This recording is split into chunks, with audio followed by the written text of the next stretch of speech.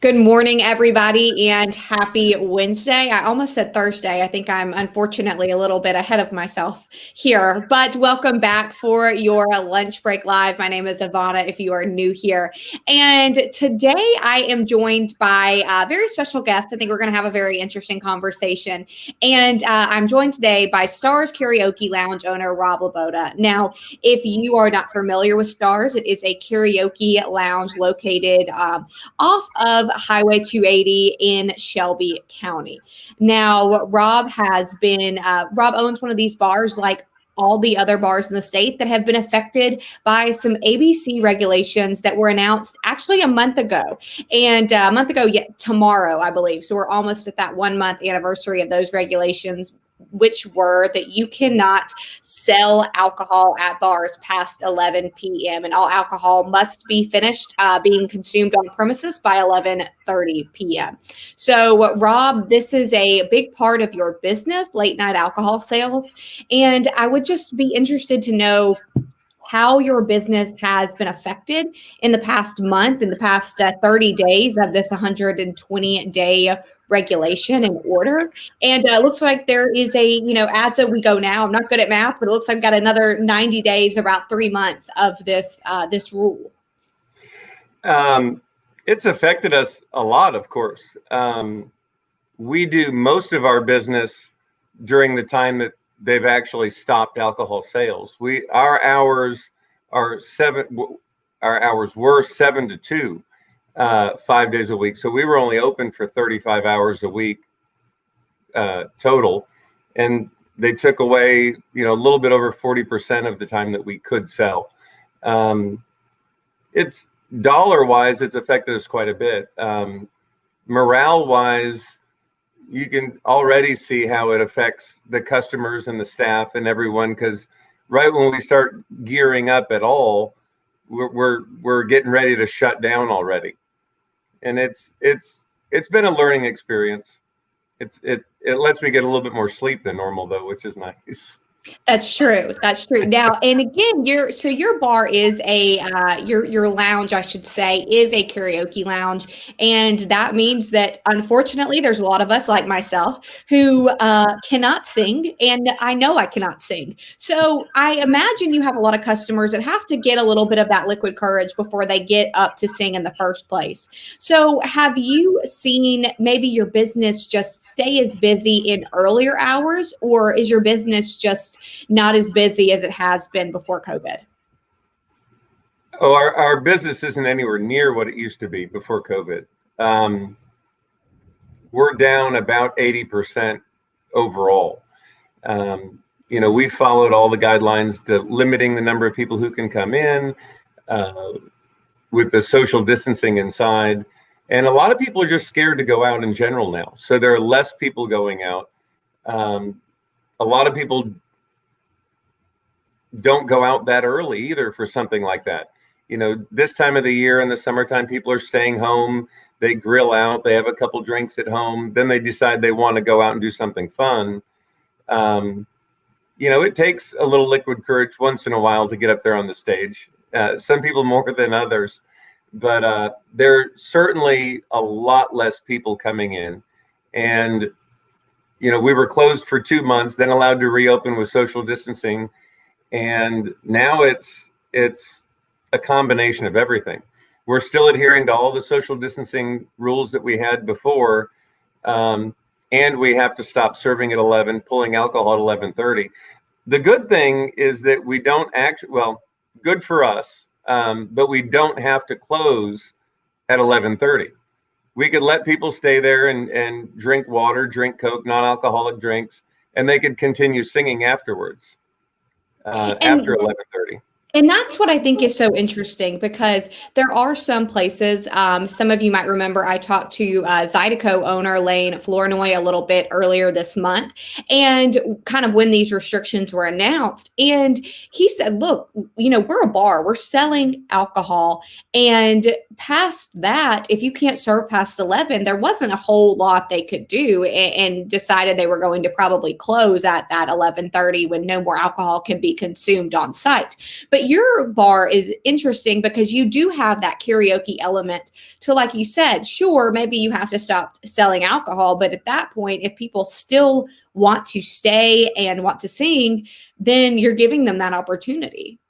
Absolutely. And with everything that we've lost during COVID, we're also trying to look for some non-alcohol related revenue streams. The ABC board has been fantastic. They're not always the easiest to deal with, but they've been fantastic with trying to help me with changing my license. The liquor licenses change in October, or renew in October. And I'm trying to change to a different type of license, which would allow me to have some private parties for kids and let in minors in hours that we wouldn't normally be open. So we could do kids' birthday parties, we could do special events, and we're not a bar. I mean, there's no bar stuff, there's no alcohol related signage around, and we're not necessarily promoting alcohol all the time. We're promoting ourselves, and we're promoting karaoke and having fun. And I think it'd be a really fun opportunity to explore that was a non-alcohol related revenue stream, which could help us during this time. I think something is interesting that you and I have talked about before, and that is that these words that are in the state order about which places can be open, and especially early on, which places had to stay closed, was very confusing to a lot of business owners, especially because, again, you're a karaoke lounge. Some people may have thought when businesses were first allowed to reopen in May that you would have been considered maybe an entertainment venue and you wouldn't have been allowed to open, or you would have been considered a nightclub and not allowed to open. So I think it's interesting that I know you and a lot of other business owners, especially late night business owners, have really had to explain to the public, look, we are not a bar. We have a bar, but we are not a bar. Absolutely. It's not just semantics, and I mean, you're exactly right. I mean, we have a bar, we're a lounge, we're an entertainment venue, we're all of the things, but by definition, we're table service right now. We have tables in there, everyone sits, we serve them there. We don't serve them at our bar. People can sit at the bar and we'll serve the people sitting at the bar just like it's a table. But we're maintaining all of that social distancing. I think that what gets really confusing for most people is that they define in their minds a bar as a place where you just walk in, you go up to a bar, and then you mingle, and you're standing around in groups of 15 or 20, just meeting people all over the place. Whereas what we are, and that was an early thing that we talked about, was that people at our location come in, we seat them now at tables. They're seated, servers wait on them, drinks are brought, everything they need is brought to them.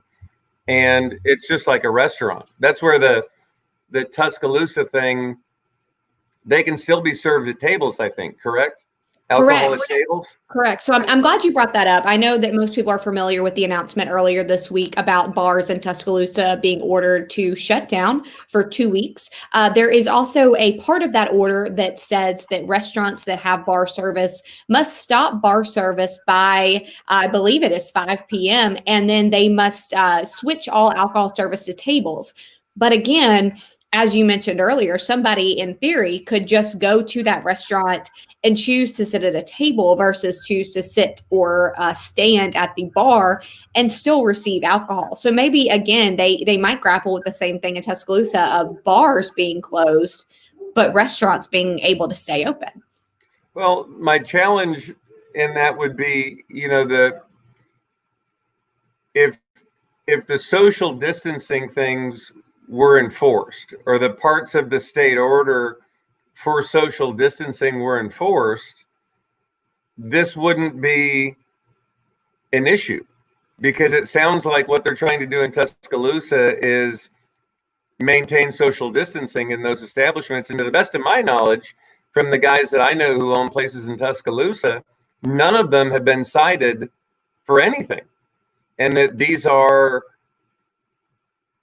rules that have been put in place afterwards to try to limit social distancing, but nobody's gotten in trouble or been cited for not following social distancing.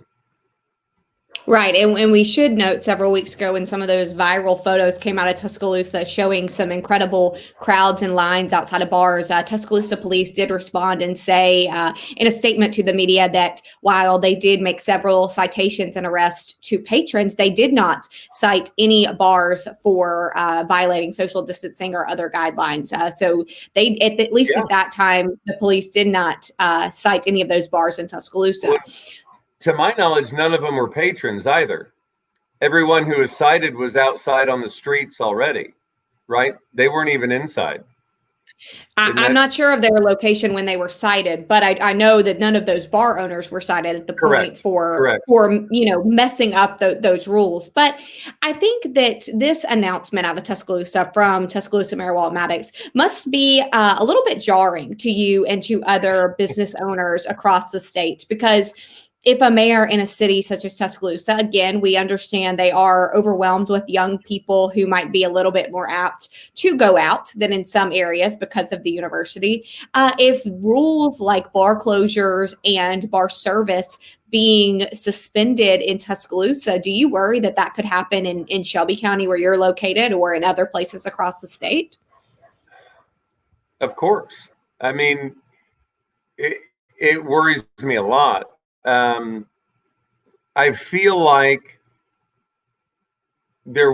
I'm hoping that there isn't even enough time for them to realize, or maybe there's enough time for them to realize that this won't affect any numbers either way. That it's something that, if it takes X amount of time to get a test back and figure out anything, and they're putting a 2-week limit on this, they have to realize that any numbers that they get back in 2 weeks from this decision, they're going to have to make a decision whether to extend this 2 more weeks or whatever. We were already closed 2 months in March, and whether that affected anything or not, we don't know, right? I mean, we're all guessing as to whether or not a decision like this changes anything. I think Tuscaloosa's in a panic about football, and when people see those viral photos that went around of people anywhere, there are viral photos going around of tons of people not social distancing or not wearing masks. I think that the alcohol industry is one of the most regulated industries we've got in the entire state. And it's also an easy target for people to want to limit and blame things on. It's not a perfect industry, but the bar owners, responsible bar owners, I would rather have my kids going somewhere where I know that they're, something's regulated, rather than running around going to house parties and where God knows what's happening, that, anything could happen there. We've heard that from so many people, and even from some officials that have said, look, you might stop this bar service and you might close bars, especially in Tuscaloosa where that order was announced. But you cannot stop people from going to house parties and from going to other events, maybe even outside of the city, going to bars in the county, or even outside of Tuscaloosa themselves. And I think that it's interesting. You talk about how regulated the bar industry is. And there's been something that's been said from day one of these COVID restrictions. And that is that bar owners, restaurant owners, and businesses such as yours have been unfairly targeted with some of these regulations and rules. Do you believe that's true?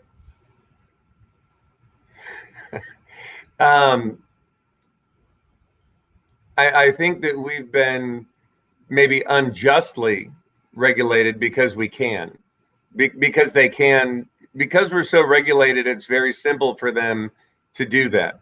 Is it unfair? I don't like it. I feel like it should be something more across the board. If I've got 40 people inside my place and there's 400 people inside of a Walmart, is mine more dangerous? No. But they can regulate us a lot easier. and they do. I don't really like it. I think that people should have a choice, and people are exercising their choice. We have less people coming in now because they don't want to go out and do some things like this. We've also got a lot of people who are still coming out because they need it. I mean, they need the social interaction. People are getting a little stir crazy, and people need social interaction. We've got a lot of people showing their love for Starz in the comments here. I'm looking through them now, and it is, again, if you've never been, Rob owns Starz Karaoke Lounge on Highway 280. It is in Shelby County, and so he's not facing these restrictions that some bars in Tuscaloosa are, but he is facing the ABC restrictions that were announced about a month ago, meaning he has to stop alcohol sales at 11 p.m. and alcohol cannot be consumed on premises past 11:30 p.m. So he's working his way through that right now. I see an interesting comment here, Rob, I want to get your opinion on. And this is from somebody who says that they believe there is a big difference in restaurants serving drinks than in some place that we are traditionally going to call a bar serving drinks. What do you think about people's comments of that nature, saying that, well, it's safer to drink in a restaurant? I think that if we look at it from that perspective, if social distancing is exercised, and that's the difference in all of this stuff, it makes absolutely no difference. I think that if we label a bar as a place where people gather in big groups of 10 or 15, and you jump from group of 10 or 15 to group of 10 or 15, absolutely, but that goes against the state order that we've had in place since March. Alcohol doesn't necessarily cause any of these problems. Potentially, one of the things the ABC board said when they set this 11 o'clock thing in motion was that inhibitions are lowered when people drink, and their ability to exercise social distancing after they've had a few drinks could be limited. That could be true, but it's part of our responsibility as a bar or a lounge or a restaurant or anywhere to make sure that if those are the rules in place right now by state order, not even by the ABC board, this is the old one that still goes back, and that hasn't changed yet. If people are social distancing, it doesn't make a difference. The bar, the idea of a bar and people all clumped up and gathering, that's not allowed right now, whether they're drinking alcohol or not. Breaking those social distancing guidelines right now, that's not allowed, and alcohol has nothing to do with it. And if any place, whether it's a bar or restaurant, isn't enforcing those things, they should be cited. We shouldn't. All of us who are following the rule, I shouldn't say all of us, those of us who are following the rules of social distancing shouldn't be penalized for the ones who are not. And that's what I think about that. And that is, it's funny you say that, because again, if anybody caught my my interview a while back with Zydeco's Lane Flournoy, he said pretty much the same thing as, I'm doing my best to follow these rules and restrictions and to implement policies in my establishment that allow us to stay open and to practice social distancing, cleanliness, mask wearing, things like that. And I don't want to be hurt by the people who aren't and by the businesses who aren't. I think we've got other cite them. Cite them. Right. I mean, if someone's not, cite them. Don't close us all down.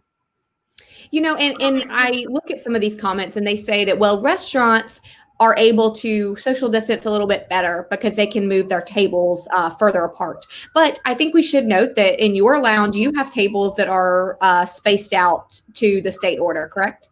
Correct. And let's go back and just take a step back again. If you can't social distance and you can't follow the rule, you should be cited. If we can, don't shut anyone down. I mean, I understand where everybody's coming from with those ideas and thinking that bars are bad or whatever, but let's make it as simple as it is. If you can follow the rules and the laws with the social distancing side of it, it doesn't matter whether you're a bar or you're a restaurant or you're a Walmart or you're anywhere. If you can follow the rules as they're written, let's go with it at that rate. Those are the ones that are there to protect people. We got a question from Tyler, and I laugh because this is a conversation you and I have had many times, Rob. And Tyler says, you're a lounge. So are you a bar or a restaurant? We have a bar. We used to serve food, and we have a lounge liquor license right now. So Tyler, maybe?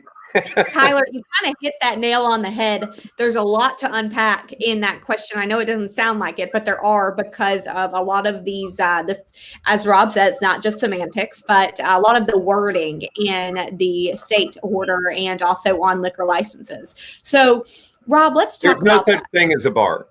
In terms of a liquor license, you can have a lounge license, which most people assume is a bar.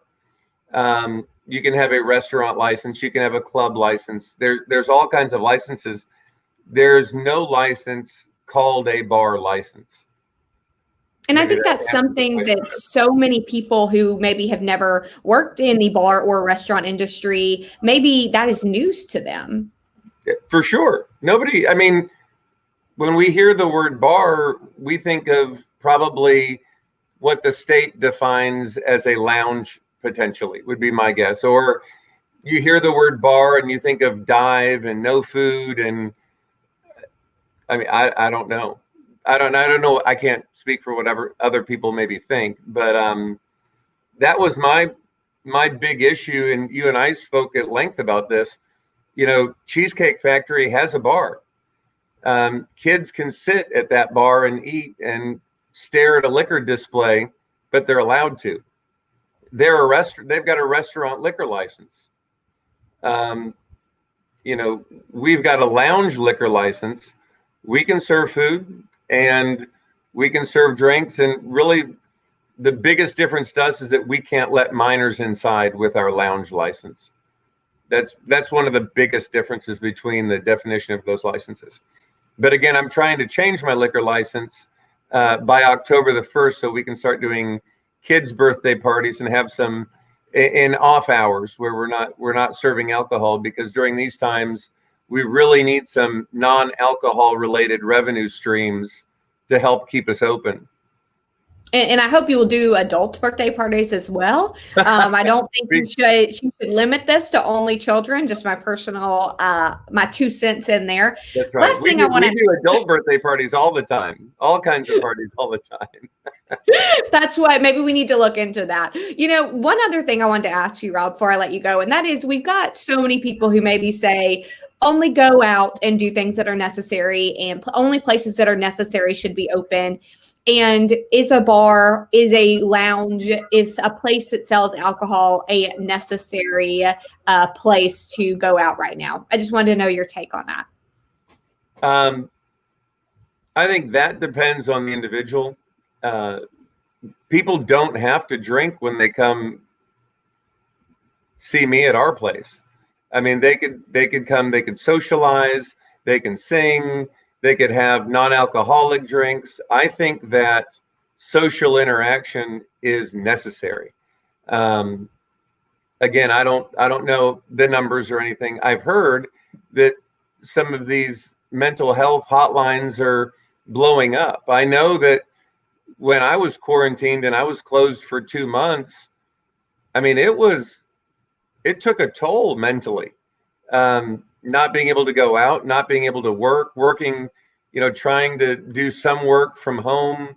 A lot of friends I've talked to, you know, our lives are thrown upside down and backwards. Some of the people I know who are trying to homeschool their kids right now, they need to get out. Yeah, it's necessary. They need a little escape or some kind of fun or something. And if they can go do it in a place that where social distancing is practiced. I'm not suggesting anyone ever go out and do anything irresponsible, whether it's drinking or anything irresponsible. But you can go out and drink responsibly, have fun, socialize, and get away from the craziness that is every day that we're all going through right now. And that's good for you. And I lied. I have one more question, and that is, we got some people in our comments saying they want to come sing karaoke. So can you, A, tell us where you're located, and B, tell us when we can come see you right now? Sure.